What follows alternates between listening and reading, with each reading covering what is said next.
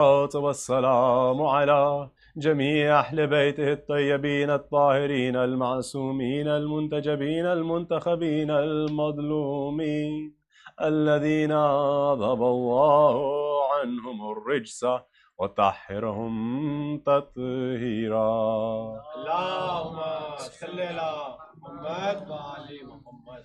ولعنة الدائمة على أعدائهم منكر فضائلهم غاصب حقوقهم ومراتبهم ومنزلتهم ومقامهم من يومنا هذا إلى قيام يوم الدين. أما بعد، فقد قال إمام المبين الحسين الشهيد بن علي: بسم الله الرحمن الرحيم. ألا وإن الدعي ابن الدعي قد ركز بين اثنين، بين السلة والضلة وهيهات من الضلة. صدق إمام المبين. صلوات. اللهم صل على محمد وآل محمد وعجل فرجهم. And so it is with rather a bit of surprise, as it seems to have snuck up on us, another Muharram has arrived. This blessed month of Muharram al-Haram is a month in which Allah subhanahu wa ta'ala, He's allowed us to attain blessings untold. Blessings that we don't realize the value of, blessings that we don't realize the height of. I began the very same majlis last year, or rather it was one night earlier, it was the majlis of Chandrat Raat that we began with last year, with a hadith that tells us part of the blessings that are available in this holy month of Muharram al-Haram. And it's a hadith which tells us the value of our tears, where our Imam tells us, if only you knew the value of one tear. If only you knew the value of one tear, of your tears. Why? Because one drop of a tear can extinguish oceans of fire. You see, the blessings available in this holy month are untold. We don't realize, here in this hadith, the Imam is letting us know you can't understand the level of blessings. He says, if only you knew how important your tears are. And when the Imam speaks of oceans of fire, of course, our minds go to that narun hamiyah, that blazing fire, the flames of hell. Our Imam is telling us your tears can save you from that. And we spoke last year about the mission of Imam Hussein alayhi salatu wassalam. Recite aloud. We spoke about the mission which the Imam himself told us about, which he writes in his letter. But that mission of Islah is where we started. The mission that we spoke about last year was Islah, was development, was improvement of the society, the nation of the Imam's grandfather, the nation of Rasulullah Muhammad Mustafa sallallahu alayhi wa sallam. Muhammad wa ali Muhammad wa ajil farajhum. Islah means to improve, to develop, to change, to better. And that's what we spoke about last year, the development of us as the nation of the Prophet. This year, I want to move a step further. We spoke last year about the mission and the message of Imam Hussein. This year, I want to talk about what it was that he actually did. Last year, we spoke about why he did it. This year, I want to speak about what it was that he did. What was it that my Imam did that changed the narrative of the world? That changed how things are looked at, that changed how things are done and how things are perceived in this world.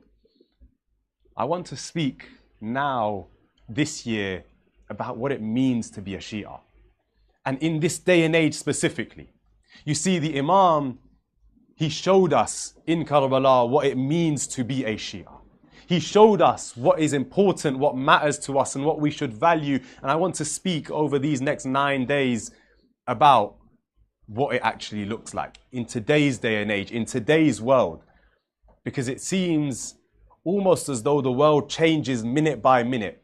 Every update, every headline, the world is changing, it's developing, but I'll tell you one thing that doesn't change. The meaning of what it is to be a follower of Imam Hussein alayhi salam. The meaning of what it is to be a follower of Rasulullah. The meaning of what it is to be a Muslim who submits to Allah subhanahu wa ta'ala, that doesn't change no matter what.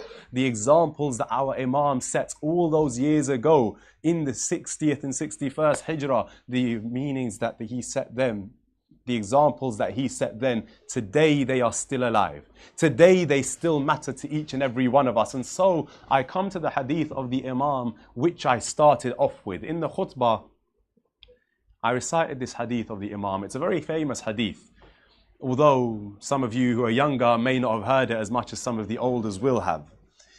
The Imam, he addresses this hadith on the day of Ashura. Before the war starts, before the Battle of Karbala begins, Imam Hussein, he walks out towards the armies of Yazid, and in particular, he walks out towards Umar ibn Sa'ad. He walks out towards him and he stands in front of him and he addresses Umar ibn Sa'ad and the armies that stand behind him. And he says what? He gives this speech, and in this speech he says one line which became very, very famous amongst the Shia particularly. He says, Bismillah ar-Rahman ar-Rahim, Ala wa inna ad-da'i ibn ad-da'i qad rakaza bayna thnayn. He says, and unfortunately the English language isn't quite as subtle and as beautiful as the Arabic language, so I'm going to have to change some of the words to tone down a little bit what they mean, to make them a bit more subtle, to make them a bit more appropriate for the minbar, because when you translate it into English, the words aren't all as nice as they might have been in Arabic. The Imam says, Bismillah ar-Rahman ar-Rahim, Ala wa inna ad-da'i ibn ad-da'i. He says, verily, and I'm going to use the word impure, the impure son of the impure son. Immediately the Imam is telling us, look, the way you act and the person you are, it doesn't just affect you. And this is one of the core principles that we have to understand in Islam. The way you act and the things you do, they don't just affect you. No, they affect others around you. How does it affect others around us here? Ala wa inna ad-da'i ibn ad-da'i. The Imam is telling us, look, if you are an impure person, if you are a person who does not protect his own purity, his own sanctity, if you are not a good person yourself, then that will carry on into your children. That will carry on into their children, your lineage. You make them more at risk of being people on the wrong side of truth if you cannot maintain your own truth, if you cannot be amongst the people of haqq, if you cannot be amongst the people who act upon the religion and act upon Islam. What you do is not just damage things for yourself, you make it more difficult for your family after you, the children that you will inshallah one day have, and the children that they will have, and their children and grandchildren. The legacy you leave becomes one that is tainted. Why? Because you could not keep yourself amongst the people of haqq, amongst the people of truth, amongst those for whom Allah subhanahu wa ta'ala will say, I am pleased with you. So the Imam says, Ala wa inna ad-da'i ibn ad-da'i qad raqaza bayna thnayn. He has done what? The impure son of the impure son has forced us into a choice between two things. He's compelled us into this choice between two things. Between what? Bayna silla wa dhilla. He's forced us into a choice between what? Silla means sword, essentially meaning death in that moment. Wadhilla, and humiliation and dishonor. Essentially, Imam Hussein is telling this army the choice that he was given. When was he given this choice? On the 28th of Rajab in Medina. When Muawiyah died, Imam Hussein alayhi salam was called to the palace of the governor. And in that moment he was told to give bay'ah to Yazid. Bay'ah means to give allegiance, and what that means is to say, I accept you as my ruler, I accept you as my king, and I accept that you are the rightful leader. Now Imam Hussein alayhi salam, as we all know, was the true and rightful leader of the Muslim Ummah. Before him it should have been Imam Hassan alayhi salam without any gap. But that didn't happen. So when the Imam is called on that night to give bay'ah, he realizes immediately that his life is under threat. Why? Because as he enters that palace of the governor, there are armed guards everywhere. Lining the doors, lining the walls, there's armed guards everywhere. But then he walks into the room where the governor is standing, and he's standing with an advisor behind him. And he says, the advisor and the governor, they speak to Imam Hussein. The governor says to him, Ya Hussein, I've called you to give me the news, to give you the news that Muawiyah has died and Yazid is the new Khalif. And he says, and I need you to give bay'ah. I need you to tell me right here, right now, you accept Yazid as the new Khalif, as the new leader of the Muslim world. You accept him as your leader and as your king. Imam Hussein alayhi salam, initially, he uses his wisdom. Imam Hussein alayhi salam, initially, he uses the knowledge that Allah subhanahu wa ta'ala has given him to protect both himself and the Muslims in this situation. Why? What does Imam Hussein alayhi salam respond initially? He says, ask me tomorrow at the time of namaz in front of everyone. You're asking me here in the middle of the night in a closed palace. Even if I say yes, who would know what I said and didn't say? He says, ask me tomorrow in front of everybody, in front of the whole Muslim Ummah, in front of everyone who comes to read namaz tomorrow. Ask me then if I pledge my allegiance to Yazid. Ask me then if I accept him as my ruler. If I say yes, then everybody will see and there will be no questions about what I said. The governor initially, he says, okay. And then Imam Hussein turns around and starts leaving, but the man standing behind the governor, he says to him, look, don't let Hussein leave this palace tonight without giving his bay'ah. Don't let him leave without giving allegiance, because if he does, then you will never get that allegiance from Hussein. The words he say are either take his allegiance here or take his head in this moment.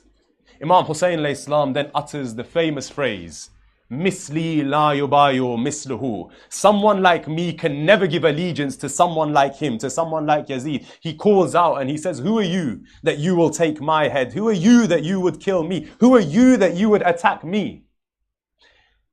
And one of the things that we'll talk about over the next few days is loyalty. If you want to see loyalty, come look at the loyalty of the very next man to make a move in that moment. You see, in that moment, when Imam Hussein raises his voice and says, who are you to try and attack me? Who are you to kill me? The next person to make a move was not the Imam. It was not the governor. It was not his advisor. It was not any one of the guards that stood there. No, the next person to make a move wasn't even in that palace at the time. It was Abul Fadl Abbas who stood outside that palace.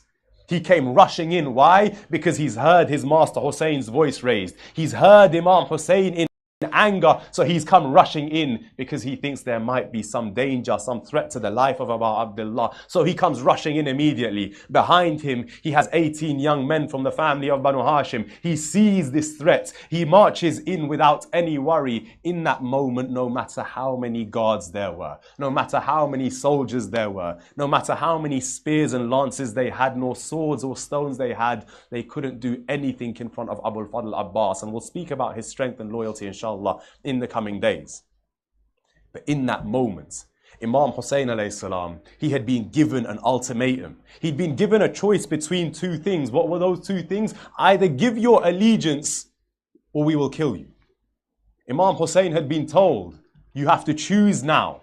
But he knew to give his allegiance to Yazid was not simply to accept safety. It wasn't simply to accept that he would be okay and Yazid would leave him alone. No. Because Imam Hussein is a man of honor. He's a man of principle. And you see, when a man of honor and principle gives up his principles, when he gives up his values, he doesn't remain a man anymore. In the same way, if a great lady gives up that which she values, if she gives up that which she holds dear, then she's not a great lady anymore. It is our principles that make us great. It is our honor that makes us incredible. Anything other than that, if we live a life without honor, then it's not a life worth living. Which is why here Imam Hussein said, أَلَا وَإِنَّ الدَّعِيَّ ابْنَ الدَّعِيِّ قَدْ رَكَزَ بَيْنَ اثْنَيْنِ بَيْنَ السِّلَّةِ وَالظِّلَّةِ. The impure son of the impure son has given me a choice between death and humiliation. It's the threat that was given to him, between death and humiliation. So what does Imam Hussein say then? How does he finish off this hadith? ألا وإن الدعي ابن الدعي قد ركز بين اثنين بين السلة والظلة وحيحات من الظلة. Verily, indeed, surely, the impure son of the impure son has given us a choice between what? Between death and between humiliation and dishonor. And dishonor is very far from us. We can never be dishonored. We can never be humiliated. But why? Why is Imam Hussein so sure? Why is he so certain? You know, the certainty of Imam Hussein alayhi salam, it came true. The certainty of Imam Hussein, it showed for sure. Why? How?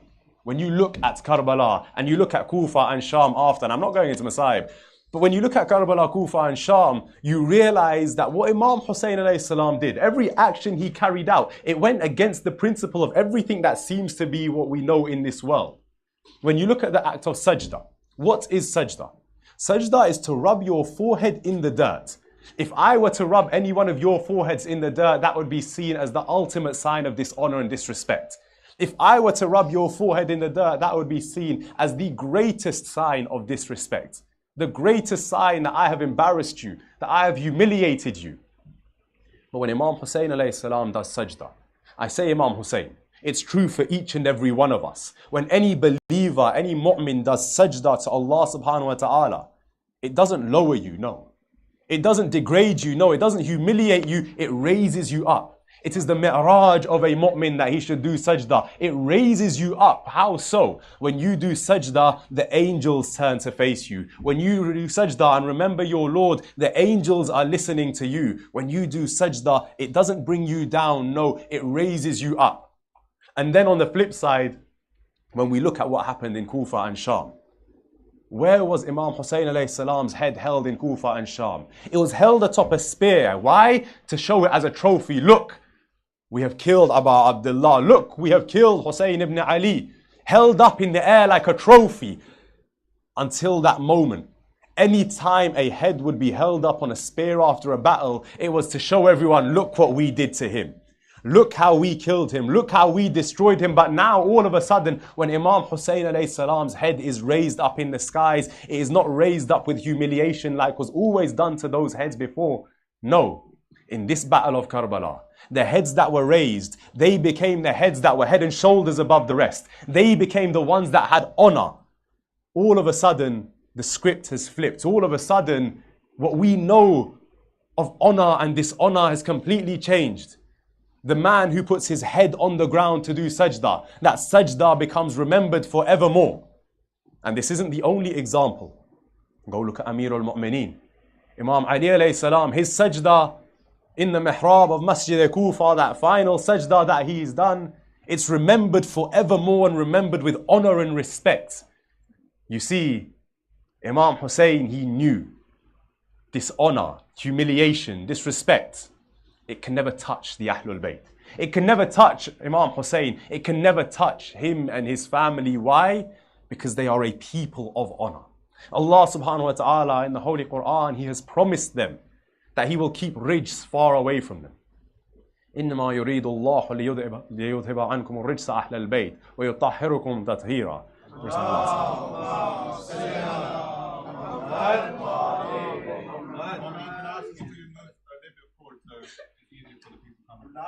اللهم صل على محمد وآل محمد وعجل فرجهم. You see, Allah subhanahu wa ta'ala in the Holy Quran, He promised my Imam, look, I will never let anything impure, anything that is anything less than what you deserve, I will never let it reach you. You will only have that which you deserve in honor, in respect, in purity, in beauty. You will only have that which you deserve. That's what that means. The level of purity that is worthy of you, that's what you will get, which means dishonor and disrespect that will never reach the Ahlul Bayt. And similarly, it will never reach the followers of the Ahlul Bayt either. It will never reach you so long as you stay on that path. And what is the path? It is the path of honor. So we need to understand what are our values. What is it that we care about? What are our principles? And then stick with those. Stick by those. Stand alongside those values and those principles. Why? Because when you stand as a man of honor, then I promise you no disrespect can ever reach you. I promise you nothing can ever bring you down. Why? Because you have that value. You have those principles. You know what you stand for. And so long as you stand for that, you know you are on the side of truth, on the side of haqq, and on the right side of the world. Allah subhanahu wa ta'ala, He's made these promises to the Ahlul Bayt. The Ahlul Bayt in turn have made promises to us. It's now up to us to live up to those promises. To understand what the principles of Imam Hussein were. When he says, Misli la yubayu misluhu, someone like me can never give allegiance to someone like Yazid, what does he mean? What is someone like Imam Hussein and what is someone like Yazid? He's not saying na'udhu billah that we are similar to him in status. He's not saying na'udhu billah that we are similar to him in comparison, no. And this is it's a common thing that you see, especially online now, where people say, oh no, you're comparing yourself with Imam Hussein, or you're comparing people with Imam Hussein. No, I'm not comparing with Imam Hussein. I'm learning from the lessons that he taught me. We spoke about this last year. If I don't learn from the musibah and the fadail of the Ahlul Bayt, if I don't learn from their tragedies and their virtues, then those tragedies and virtues are wasted on me. They're not there as bedtime stories. They're not there just to make you cry and go home. No, they're there for us to learn from. So what do we learn? What is misli and what is misluhu? What is the example of Imam Hussein and the example of Yazid? What is the path of Abu Abdullah, the path of Husayniyat and the path of Yazid? You see, one is the path of truth and righteousness. But, and I mentioned this last year as well, when we talk about truth, often truth is aligned with Imam Ali alayhi salam. When we talk about Imam Hussein, what is aligned with him? With Imam Hussein, the term love is aligned.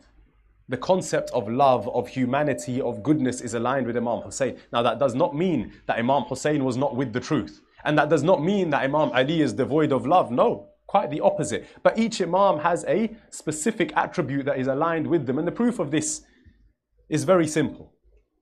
You will never find anybody who is not on the right path, on the path of truth, except that they follow Imam Ali alayhi salam.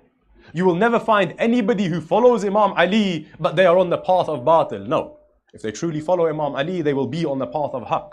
They will be on the right path, on the path of truth. But with Imam Hussein alayhi salam, when you go and look at all the people who follow him, when you go and look at all the people who follow Imam Hussein alayhi salam, it is not just those who are on a haqq in their religion, in their deen, in their faith. No.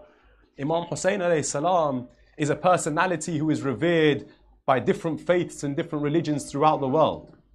Go look at India and you will see the Hindu community will take part in Azadari just the same way as the Shia community will.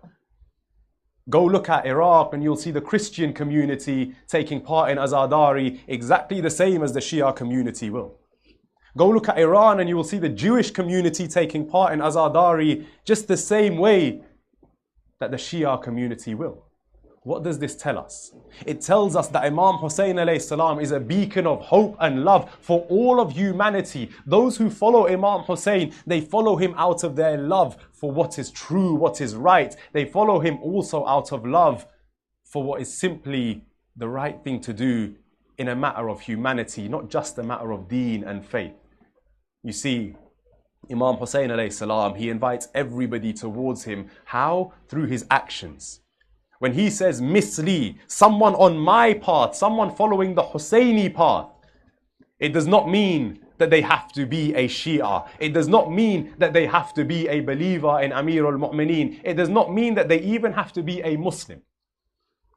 The Husseini path in this context, in this moment, is talking about the path of standing up against that which is wrong, standing up against that which is evil, standing up against that which is so clearly and obviously wrong that it becomes impossible to deny. Imam Hussein has told us, if you want to be on the path of Abu Abdullah, then make sure you stand up to what is evil. And in this moment, he has also told us that Karbala was not just for 68H. It was not just for that 1 year. It was not just for that one Muharram. Ashura wasn't simply one day. Yes, we have in the hadith, La yawmaka yawma ya Aba La yawma yawmaka Aba Abdullah. There is no day like your day, O Aba Abdullah. It's often been confused with a line of poetry in which we say, Kullu yawmin Ashura, kullu ardin Karbala. Every day is Ashura and every land is Karbala. Often the two are confused.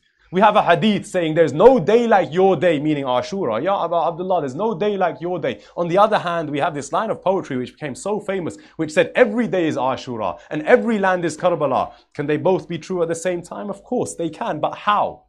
There is no day that compares to the tragedy of Ashura. There is not.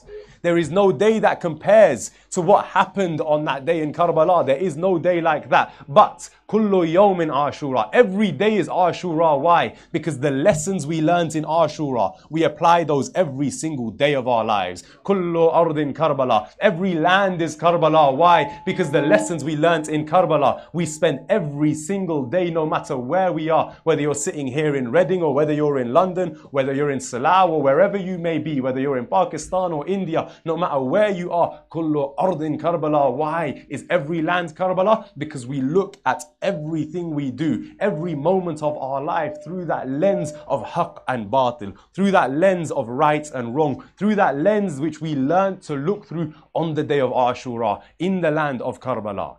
That's what that means. Recite aloud salawat ala Muhammad wa ali.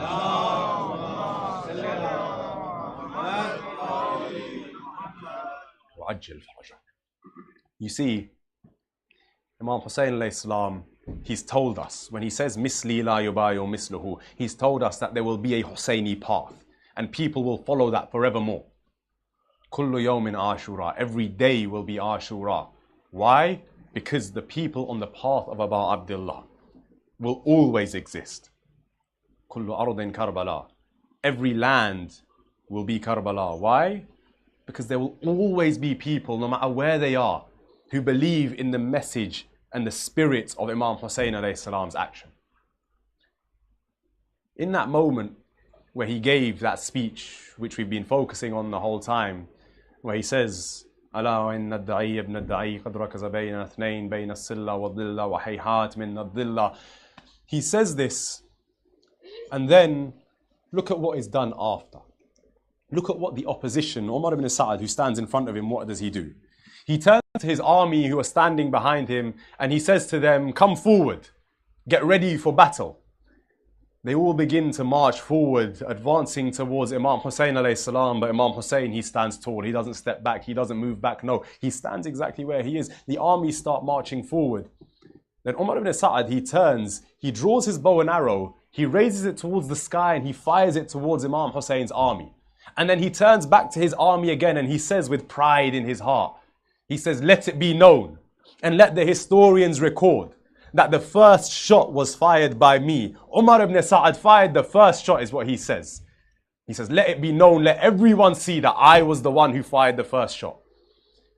You see, sometimes it becomes blindingly obvious. Sometimes it becomes more obvious than we can even imagine, to a point where it's almost like a parody, it's almost like a comedy, it's almost like someone's just put on a sketch and it's not actually real because it's that blindingly obvious. You want to know who's on the path of Imam Hussein, you want to know who's on the path of Yazid, you want to figure out the difference, just go and look at the actions of each and every one of them. Abu Abdullah, he did not fire the first shot. In fact, right up until the last moment, Imam Hussein alayhi salam did not want war. He did not want to have an all-out war with Yazid's army. No, he did not want that battle. He did it because it was necessary. Because he was given that choice. بَيْنَ السِّلَّةِ وَالظِّلَّةِ وَحَيْحَاتٍ مِنَ الظِّلَّةِ. He was given that choice and no other option there. So he took that route. But otherwise, the Husseini path is also the Hassani path. The Hassani path is also the Alawi path. The Alawi path is also the Rasuli path. You see, we see Imam Hussein alayhi salam as the one who stood up and went to war. The one who did qiyam against Yazid's army. But we see Imam Hassan alayhi salam as the one who carried out a peace treaty, if that's what you want to call it. He had the treaty, Sulh Hassan. We see Imam Hassan as the peaceful one and Imam Hussein as the one who went to war. No, if Imam Hussein had the option, he too would have chosen peace. But that option was not possible in the time of Imam Hussein, the way it was necessary in the time of Imam Hassan. Imam Hussein, he shows there that we are a peaceful people. We wish to be a peaceful people. We wish to remain a peaceful people, but you have compelled us by bringing us to Karbala, by fighting us and attacking us. You have compelled us in this moment. And so we must fight. But the one who fired first was Umar ibn Sa'ad. The one who fired first was the armies of Yazid. If you want to know who is on the path of Hussein and who is on the path of Yazid, just go and look at who fires first, who launches their preemptive strike against the nation of men, the nation of those who are honorable. And inshallah, those here at Reading, you won't become afraid, because over the next few days, when I say I will talk about what it means to be a Shia in this day and age, understanding my legal obligations to reassure you who run the center, understanding what I can and can't say, I will speak very openly on what is going on in the world.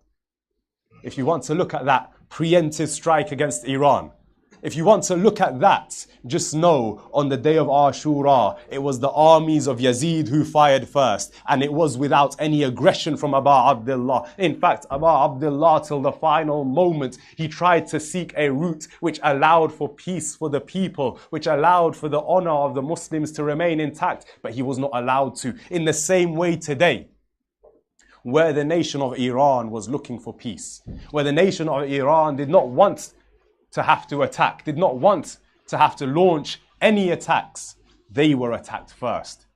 In clear violation of what is international law, in clear violation of every asset and every facet of what is right, of what is truthful, of what is haqq.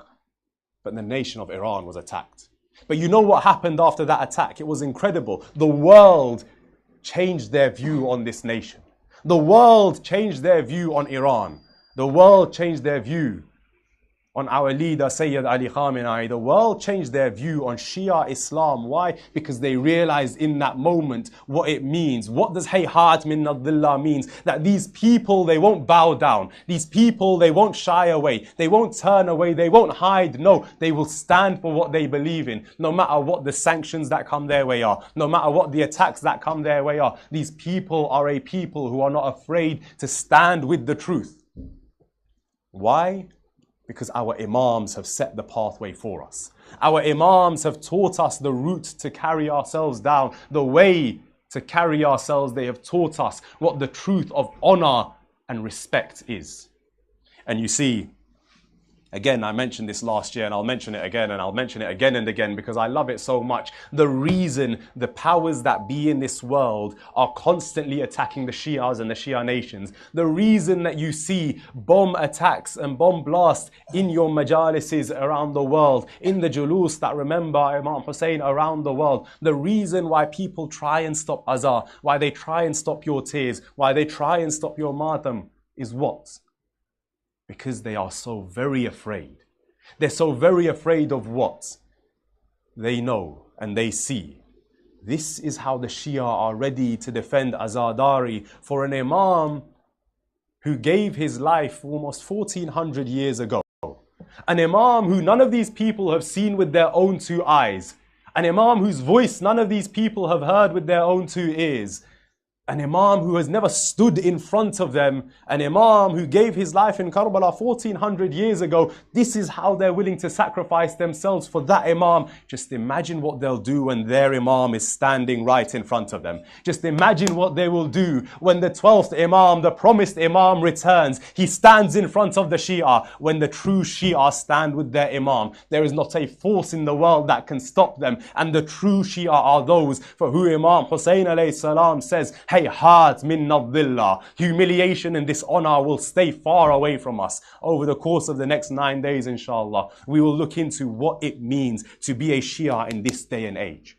We will look at all of those characteristics that made the companions of our Imam such great people. You see, it's important that we look at that, recognize that, and recognize it in this day and age as well. You must be able to recognize truth. You must be able to recognize falsehood. Inshallah, we'll look at the characteristics that made those great companions so great. We'll look at the strength of Abbas ibn Ali and his loyalty. We'll look at strength, we'll look at loyalty, we'll look at their yaqeen and their belief. Over the next 9 days, we'll sit together, inshallah, and we will learn. In this day and age, how can I be a Shia who is like the Shia that my Imams before this Imam had? The Shia that Imam Hussein alayhi salam had, how can I be like one of them? Because the reality is, we hear these amazing stories of all these companions of the A'imma. We hear the stories of Maytham Ammar, we hear the stories of Hazrat Ammar Yasir, Hazrat Salman Farsi, Hazrat Miqdad, Hazrat Abu Zar. We hear all these great stories, but my Imam is waiting for his Maytham as well. My Imam is waiting for his Miqdad, for his Abu Zar, for his Hamza. He is waiting for his companions, and there is no reason it shouldn't be any one of us. The space is available, the slot's there, the vacancy's there. One of us just has to step up and take it and say, Ya Imam, I am here. Ya Imam, I am with you. Ya Imam, I am ready. So inshallah, this Muharram, we'll make ourselves amongst those who know what it means to be a true companion of the Imam. And at the same time, we carry out the actions that allow us to become such. Recite aloud, salawat ala Muhammad wa ala Muhammad.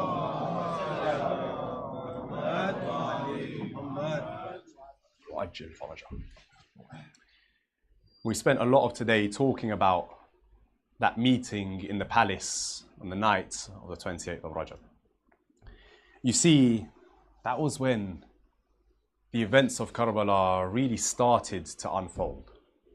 The causes and the context behind Karbala exists within the history, within the lives of the Imams before Imam Hussein. But the real events of Karbala, they started to unfold there that night. And on this night, I want to remember one very specific person who on that night, this one person's suffering began before everybody else. Before everybody else, one person started to feel the pain of Karbala, started to feel the tragedy of this. You see, when we look at the Masa'ib, and over the course of the next few days, inshallah, you too will see this. When we look at Masa'ib, we look at it from the lens of the relationships that were held in Karbala.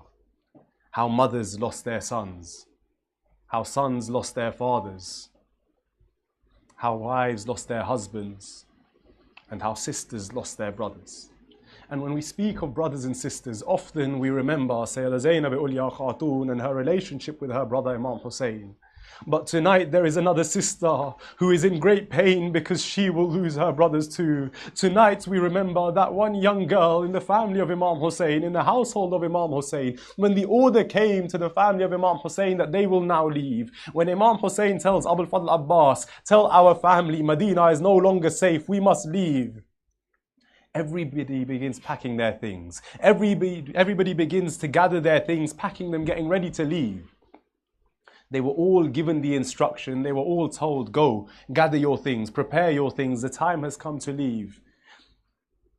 In the hallway at the entrance of the house of Imam Hussein, one young girl sits there and watching. She's looking side to side. She sees her mother Rabah packing things here. She sees Abul Fadl Abbas packing Imam Hussein's things there. She sees Bibi Layla packing things in another room. She's looking, waiting for the moment where Abul Fadl Abbas will come to her and tell her, Sughra, go, pack your things, gather your things. We are getting ready to leave Medina. But nobody ever tells Sughra to gather her things. Bibi Fatima Sughra, she sits there and she watches and she waits. But the order never comes. The point comes where everybody has their things gathered. Everybody is ready. Those who lived in other houses have come from their houses. Sayyidah Zainab has come from her house. Bibi Farwa has come from her house. Everybody has gathered now at the house of Abu Abdullah al-Hussein. Abul Fadl Abbas has cleared the streets. He has told everybody, stay in your homes tonight. The daughters of Ali and Zahra are leaving Medina. Now in this moment, they all begin to get ready to leave. I'm speeding through Masa'ib. At this point, they all get ready to leave. Bibi Fatima Sughra, she realizes that she is not going with her family. She will be left behind. One by one, she begins to bid farewell to her family. She bids farewell to her mother. She says goodbye to her. She says goodbye to her brothers. She says goodbye to her auntie, to her uncle Abbas. She says goodbye to her family. At one point, it is reported in one of the narrations, I've not seen the narration myself, but I've heard it told by reliable scholars, that Sayyidah Zainab turns to Abu Abdullah and she says to him, Hussein, is the reason that you are leaving your daughter Sughra here in Medina because of her illness, because she is unwell? We are told that in this moment, Sayyidah Zainab pleads with Imam Hussein. She says, Hussein, bring Fatima Sughra with us. Bring her along with us. I will take care of her. I will give her medicine. I will look after her. Just don't leave her behind. It is said that in that moment, Abu Abdullah al-Hussein, he turns to his sister Zainab. He says, Zainab, with us, you will see Qasim going along to Karbala. He is leaving Medina with us. Qasim resembles my brother Hassan. I look to Hassan when I need support. He says, Zainab, with us, you will see Abbas is leaving Medina. Abbas resembles Amirul Mu'mineen. He resembles my father Ali. When I miss my father, I look at my Abbas. He says, Zainab, with us, my Akbar will travel as well. When I remember Rasulullah, when I need my grandfather, I look towards my Akbar. But Zainab, tell me, who does Sughra resemble? Who does Fatima look like? He says, Zainab, there will come a day where there will be chains and shackles in your hands. Zainab, on that day, the Hussein will have given his life. He will be able painful to see you, Zainab. Tell me, how can I bear that the one that resembles my mother Zahra have chains and shackles in her hands? Abu Abdullah, according to this narration, he says, Zainab, no, I could not take Fatima Sughra with me. The family of Imam Hussein, his companions, they all leave. But we see a very strange thing. As they leave Medina, as they begin to leave the house, the women are all in their carriages, but every few steps, the entire caravan of Imam Hussein stops. The curtains to the carriage, they open. They will see, what do we see in that moment? As the curtains to the carriages open, all the women, the children, the relatives of Bibi Fatima Sughra, they keep looking back towards the house of Abu Abdullah. They keep stopping and looking back towards the house of Hussein. But I would ask, why? What is the reason for this? Sayyidah Zainab did not live in Imam Hussein's house. Surely she should stop and look towards her house. Bibi Farwa did not live in Imam Hussein's house. Surely she should stop and look towards her own house. But no, the women and children, every few steps they stop, they look back towards the house of Hussein. Why? Because at the entrance of that house, Fatima Sughra is standing there watching her family leave. My heart goes out to Fatima Sughra, that daughter of Imam Hussein. From this moment onwards, she remembered her brother Ali al-Akbar. I would say, Sughra, the same way your family kept stopping and looking back on the 10th of Muharram as Akbar left the tents of Hussein. Imam Hussein said the same thing, my Akbar. Every few steps just stop and turn back so I can see you a little longer. Here Imam Hussein, he did something nobody expected. He stops, he sees Fatima Sughra has emerged from the house. He turns to Abul Fadl Abbas, and any time somebody would approach the caravan of Imam Hussein would say, Abbas, stop and wait here. Go and address the person who is coming towards us.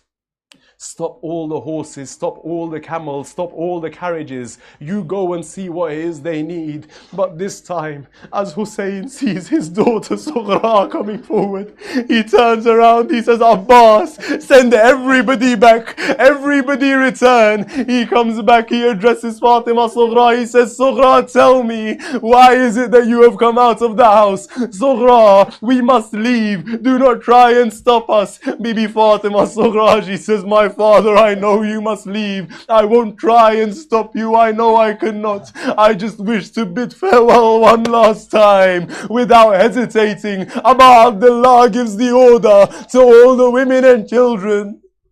Come, say goodbye to my Fatima one last time. Say goodbye to Fatima Sughra before you leave.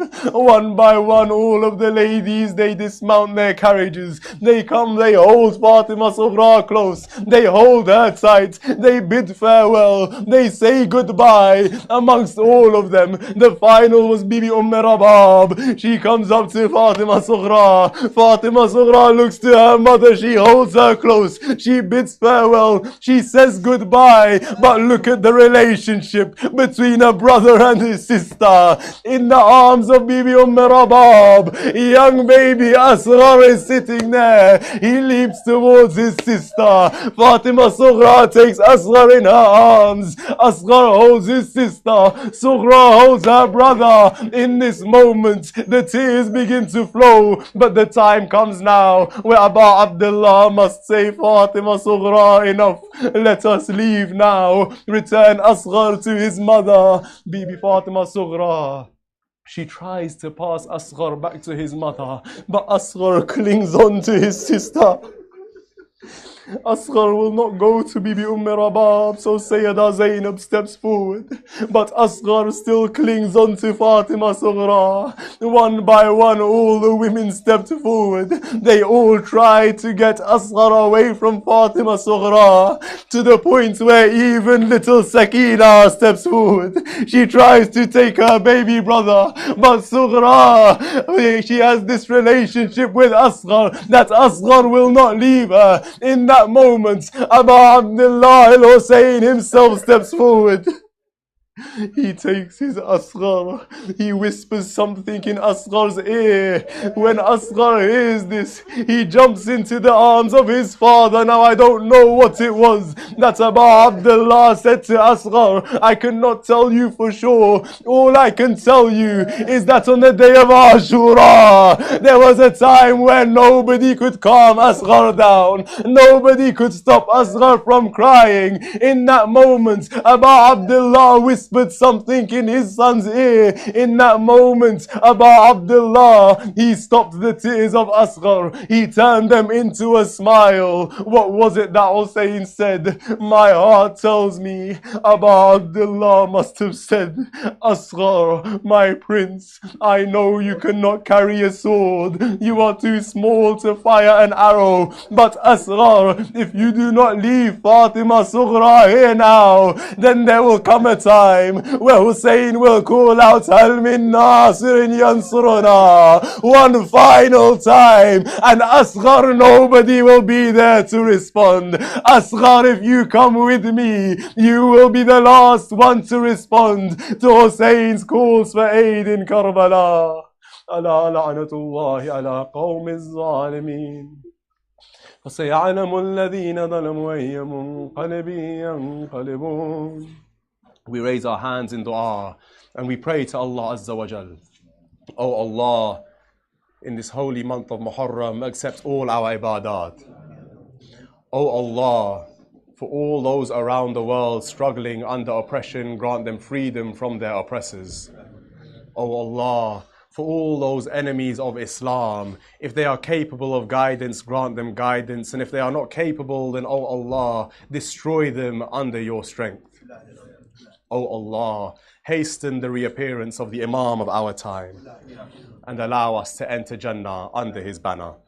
ربنا تقبل منا إنك أنت السميع الدعاء.